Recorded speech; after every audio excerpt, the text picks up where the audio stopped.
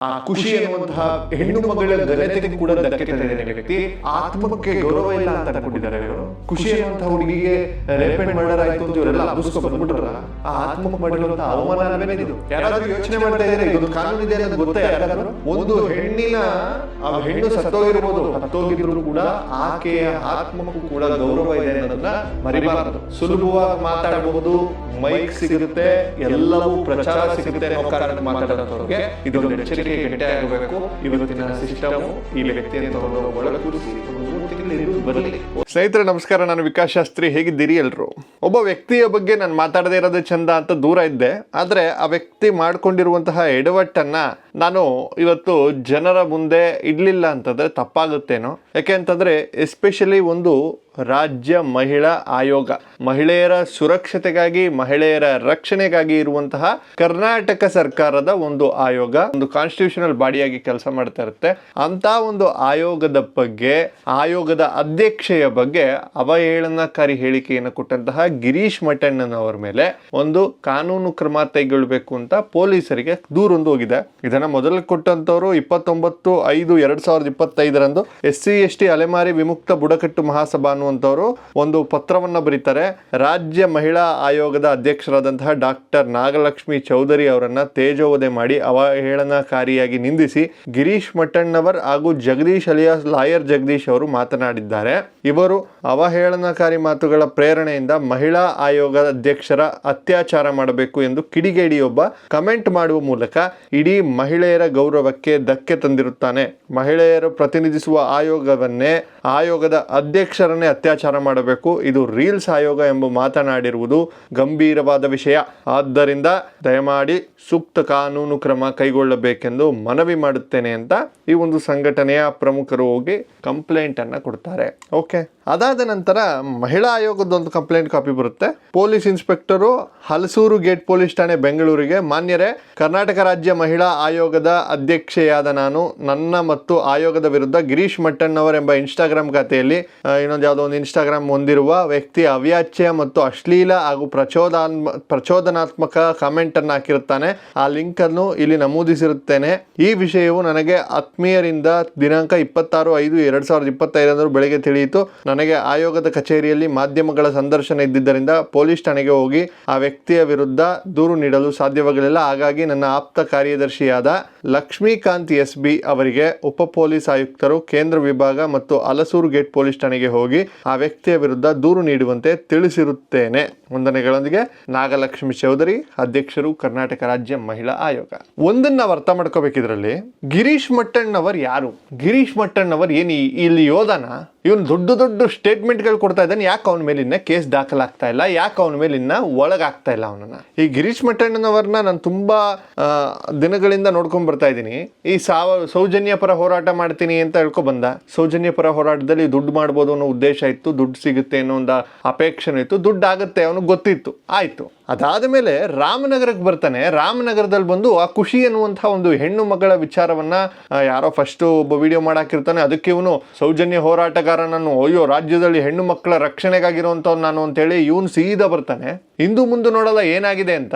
ಅಲ್ಲಿ ಸ್ವತಃ SP CCTV camera release ಮಾಡಿ ಹೇಳ್ತಾರೆ, ಇದು ರೇಪ್ ಅಲ್ಲ, ರೇಪ್ ಅಂಡ್ ಮರ್ಡರ್ ಅಲ್ಲ ಅಂತ ಕ್ಲಿಯರ್ ಆಗಿ ಹೇಳಿರ್ತಾರೆ. ಆದರೂ ಇವನು ತನ್ನ ಸ್ವಯಂ ಪ್ರತಿಷ್ಠೆಯಿಂದ ಇಲ್ಲ ಇದು ರೇಪ್ ಕೇಸೇ, ಇದು ನನಗೆ ಗೊತ್ತಿದ್ದು, ಇಂಥದ್ದೆಲ್ಲ ಸುಮಾರು ನೋಡ್ಬಿಟ್ಟಿದ್ದೀನಿ. ಎಷ್ಟು ಜನ ನೋಡಿದ್ದಾನೆ ಇವನು? ಯಾರು ಇವನು? ಫಸ್ಟ್ ಆಫ್ ಆಲ್ ಇವನು ದೊಡ್ಡ ದೊಡ್ಡ ಮಾತುಗಳನ್ನೆಲ್ಲ ಹೇಳಿ ಜನರನ್ನ ದಾರಿ ತಪ್ಪಿಸುವಂತ ಕೆಲಸ ಮಾಡ್ತಾನೆ. ಜನರು ಕೂಡ ಅವನ ಮಾತನ್ನು ನಂಬ್ಕೋತಾರೆ. ಪಾಪ ಹೆಣ್ಮಗುಗೆ ಜಸ್ಟಿಸ್ ಫಾರ್ ಖುಷಿ ಅಂತ ಒಂದು ಕ್ಯಾಂಪೇನ್ ನಡೆಯುತ್ತೆ. ಅದಾದ್ಮೇಲೆ ಸ್ವತಃ ರಾಜ್ಯ ಮಹಿಳಾ ಆಯೋಗದ ಅಧ್ಯಕ್ಷರು ಬಂದು ಒಂದು ಸ್ಟೇಟ್ಮೆಂಟ್ ಅನ್ನ ಕೊಡ್ತಾರೆ. ಇಲ್ಲಪ್ಪ, ಅಲ್ಲಿ ಏನು ನಡೆದಿಲ್ಲ, ಎಲ್ಲ ಪೋಸ್ಟ್ ಮಾರ್ಟಮ್ ವಿಡಿಯೋ ಆಗಿರುತ್ತೆ, ಸುಮ್ಮನೆ ಪೋಸ್ಟ್ ಮಾರ್ಟಮ್ ಆಗಲ್ಲ, ಎಲ್ಲವನ್ನ ಕೂಡ ನಾವು ದಾಖಲೆ ಇಟ್ಕೊಂಡೇ ಮಾತಾಡ್ತಾ ಇದೀವಿ, ಅಲ್ಲೂ ಆ ರೀತಿಯ ನಡೆದೇ ಇಲ್ಲ ಅನ್ನುವಂಥ ವಿಚಾರವನ್ನು ಹೇಳ್ತಾರೆ. ಆ CCTV ಕ್ಯಾಮ್ರಾ ಇಲ್ಲ ಅಂದಿದ್ರೆ ಅದೂ ಕಷ್ಟ ಆಗ್ತಾ ಇತ್ತು. ಅದನ್ನು ಹೈದರಾಬಾದಿಗೆ ಕಳಿಸಿ ಆ ಫುಟೇಜಸ್ನ ತೊಗೊಂಡಿದ್ದು ನನಗೆ ಸಂಪೂರ್ಣ ವಿಡಿಯೋವನ್ನು ತೋರಿಸಿದ್ದಾರೆ. 6 ಗಂಟೆ 3 ನಿಮಿಷಕ್ಕೆ ಎಲ್ಲಿದ್ದಾಳೆ, 6:07 ಎಲ್ಲಿದೆ, 6:08 ಟ್ರೈನ್ ಹೊಡೆದಿರೋದು, ಅದು ಪೂರ್ತಿ ಆ ವಿಡಿಯೋದಲ್ಲಿ ಪೂರ್ತಿ ಕ್ಯಾಪ್ಚರ್ ಆಗಿದೆ. ಅದು ಒಂದು. ಸೊ ಅದು ಹೇಳುತ್ತೆ ಇದು ಯಾರೂ ಮರ್ಡರ್ ಮಾಡಿಲ್ಲ ಅಂತ. ಇವ್ನಿಗೆ ಹತ್ಕೊಳ್ತು, ಇಲ್ಲಿ ದುಡ್ಡು ಸಿಗ್ತಾ ಇಲ್ವಲ್ಲ ನನಗೆ, ಈಗ ದುಡ್ಡು ಮಾಡಕ್ ಆಗಲ್ವಲ್ಲ ನನಗೆ, ಏನ್ ಮಾಡೋದು ನಾನು. ಗಿರೀಶ್ ಮಟ್ಟಣ್ಣ ಫೈನಾನ್ಷಿಯಲಿ ತುಂಬಾ ಚೆನ್ನಾಗಿದ್ದೀನಿ ನಾನು, ನನಗೆ ನಾವು ಪ್ರಾಬ್ಲಮ್ ಇಲ್ಲ ಅದು ಇದು ಅಂತ ಹೇಳ್ಕೋಬಹುದು. 1,000 ಕೋಟಿ ಇರೋನ್ಗೆ 2,000 ಕೋಟಿ ಮಾಡೋ ಆಸೆ ಇರುತ್ತೆ, 2,000 ಕೋಟಿ ಇರೋನ್ಗೆ 10,000 ಕೋಟಿ ಮಾಡಬೇಕು ಅನ್ನೋ ಆಸೆ ಇರುತ್ತೆ. ಆಸೆ ಯಾವತ್ತಿಗೂ ಇಲ್ಲ. ಹ್ಯೂಮನ್ ವಾಂಟ್ಸ್ ಆರ್ ಅನ್ಲಿಮಿಟೆಡ್ ಅನ್ನುವಂತಹ ಎಕನಾಮಿಕ್ಸ್ ಚಾಪ್ಟರ್ ಅನ್ನು ಓದಿದ್ರೆ ಆ ಬಹುಶಃ ವ್ಯಕ್ತಿಗೆ ಅರ್ಥ ಆಗುತ್ತೆ ಅಂತ ಅನ್ಸುತ್ತೆ. ಇದಾದ ಮೇಲೆ ರಾಜ್ಯ ಮಹಿಳಾ ಆಯೋಗದ ಅಧ್ಯಕ್ಷರನ್ನ ಆ ರೀಲ್ಸ್ ರಾಣಿ ಅದು ಇದು ರೀಲ್ಸ್ ಮಾಡುವಂತ ಆಯೋಗ ಏನೇನೋ ಸಾವಿರಾರು ಹೇಳಿಕೆಗಳನ್ನು ಕೊಡ್ತಾನೆ, ಡಿಫ್ರೆಂಟ್ ಯೂಟ್ಯೂಬ್ ಚಾನೆಲ್ಗಳಲ್ಲಿ ಕೊಡ್ತಾನೆ. ಇವ್ರು ಕೊಡೋ ಪ್ರಚೋದನಾ ಹೇಳಿಕೆ ಏನಾಗ್ತಿದೆ ಅಂದ್ರೆ, ಒಂದಷ್ಟು ಜನ ಮಬ್ಬಾಗ್ಬಿಟ್ಟಿದ್ದಾರೆ. ಗಿರೀಶ್ ಮಟ್ಟಣ್ಣ ಏನ್ ಹೇಳ್ತಾನೆ ಅದೇ ಸತ್ಯ. ಅವನಿನ್ನೊಬ್ಬ ಅವ್ನ ಶಿಷ್ಯ ಇದ್ದಾನಲ್ಲ, ಅವನ ಹೆಸರೇನು ಸಮೀರ್ MD, ಅವನು ಏನ್ ಹೇಳ್ತಾನೆ ಅದೇ ಸತ್ಯ. ಅಲ್ಲರಿ, ಒಂದು ಕಾಯಿನ್ಗೆ 2 ಫೇಸ್ ಇರುತ್ತೆ, ಕಾಮನ್ ಸೆನ್ಸ್ ಇರಬೇಕು. ಯಾರೋ ಏನೋ ಮಾತಾಡ್ತಾರೆ ಅಂತಂಗೆ ಮಬ್ಬಾಗಿ ನಾವು ನಂಬಿಡೋದು ಈಸಿ. ಈ ವಿಚಾರದ ಬಗ್ಗೆ ನಾನು ತುಂಬಾ ಇಗ್ನೋರ್ ಮಾಡಬೇಕು ಅಂತ ಸುಮಾರು ಅನ್ಕೊಂಡೆ, ಆದ್ರೆ ಇಲ್ಲ ಇದ್ರ ಬಗ್ಗೆ ನಾನು ಮಾತಾಡಬೇಕು, ಇದ್ರ ಬಗ್ಗೆ ಜನರಿಗೆ ಗೊತ್ತಾಗಬೇಕು. ಅವನು ಯಾರೋ ಜನರು ಇಡೀ ರಾಜ್ಯ ದಾರಿ ತಪ್ಪಿಸ್ತಾ ಇದ್ದಾನೆ. ಅವನಿಗೆ 2 ಲಕ್ಷ 3 ಲಕ್ಷ ವ್ಯೂಸ್ ಬರುತ್ತೆ ಅಂತೇಳಿ ಒಂದಷ್ಟು ಹೊಸ ಯೂಟ್ಯೂಬ್ ಚಾನೆಲ್ಗಳು ಇವನಿಂದ ಬೆಳೆದು ಬಿಡೋಣ ಅನ್ನೋ ರೀತಿಯಲ್ಲಿ ಹೋಗ್ತಾ ಇದ್ದಾರೆ. ಸ್ವಲ್ಪ ಚೆನ್ನಾಗಿ ಮಾತಾಡ್ತಾನೆ, ಆದ್ರೆ ಅವನಿಗೆ ಅರೆ ಹುಚ್ಚ ಆಗ್ತಾ ಇದ್ದಾನೆ ಅಂತ ನಿಮ್ಗೆ ಯಾರು ಅರ್ಥ ಆಗ್ತಿಲ್ಲ. ಅದು ಅಣ್ಣಪ್ಪ ಮಂಜುನಾಥ ಸ್ವಾಮಿ ಶಾಪ, ಅದು ಬರ್ದಿಟ್ಕೊಬಿಡಿ ಮಾತನ್ನ. ಗಿರೀಶ್ ಮಟ್ಟಣ್ಣನ ನೀವು ಅಬ್ಸರ್ವ್ ಮಾಡಿ, ಅವ್ನು ಮುಸುಡಿ ಹೆಂಗೆಂಗೋ ಮಾಡ್ಕೊಂಡು ಮಾತಾಡ್ತಾನೆ. ನಾನೇನೋ ಅವ್ನು ಬ್ಯೂಟಿ ಬಗ್ಗೆ ಅಥವಾ ಅವ್ನು ಹಂಗಿದಾನೆ ಅಂತ ಕಮೆಂಟ್ ಮಾಡ್ತಾ ಇಲ್ಲ, ಹೆಂಗೆಂಗೋ ಮಾಡಿ ಮಾತಾಡ್ತಾನೆ. ಅವ್ನು ಅರೆ ಹುಚ್ಚ ಆಗ್ತಾ ಇದ್ದಾನೆ. ಅವ್ನು ಮಾತಾಡೋದಕ್ಕೂ ಅದಕ್ಕೂ ಏನು ಸಂಬಂಧನೇ ಇರಲ್ಲ. ನೀವು ಅಬ್ಸರ್ವ್ ಮಾಡಿ ಅವನ್ನ.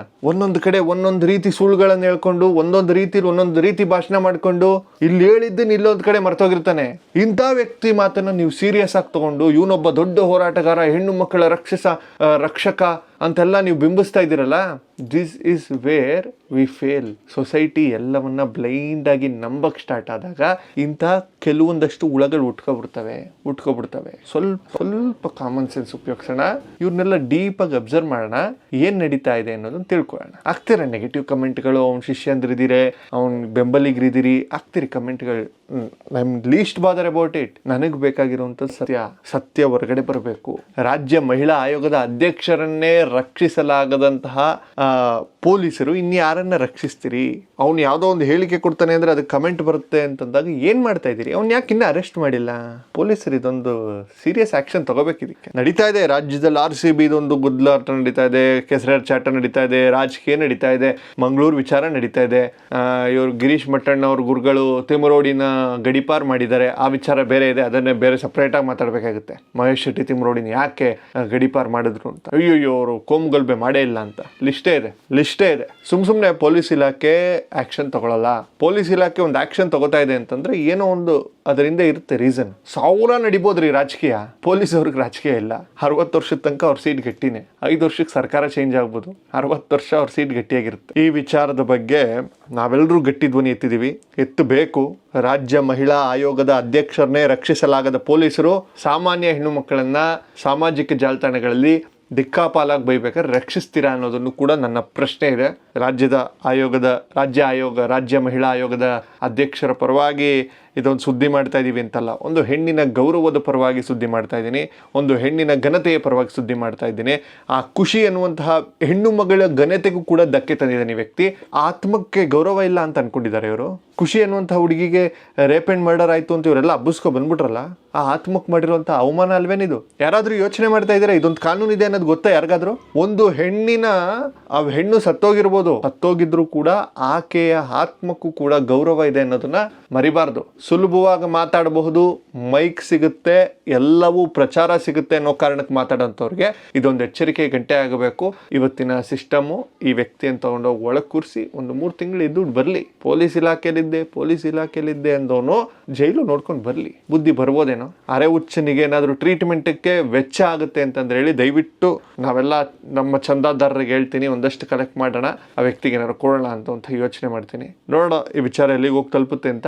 ಈ ವಿಚಾರದ ಬಗ್ಗೆ ಪೊಲೀಸರು ಸೂಕ್ತ ಕ್ರಮ ಕೈಗೊಳ್ತಾರೋ ಇಲ್ವೋ ಅನ್ನುವಂತಹ ಅಪ್ಡೇಟ್ ಅನ್ನು ಕೂಡ ನಾನು ಕೊಡ್ತೇನೆ. ಇನ್ನಷ್ಟು ಹೆಚ್ಚಿನ ಸುದ್ದಿಗಳಿಗೆ, ವಿಶ್ಲೇಷಣೆಗಳಿಗಾಗಿ ನೋಡ್ತಾರೆ, ಲೈಕ್ ಮಾಡಿ, ಶೇರ್ ಮಾಡಿ, ಸಬ್ಸ್ಕ್ರೈಬ್ ಮಾಡಿ. ನಾನು ವಿಕಾಸ್ ಶಾಸ್ತ್ರಿ, ನಿಮ್ಮ ಧ್ವನಿ. ನಮಸ್ಕಾರ.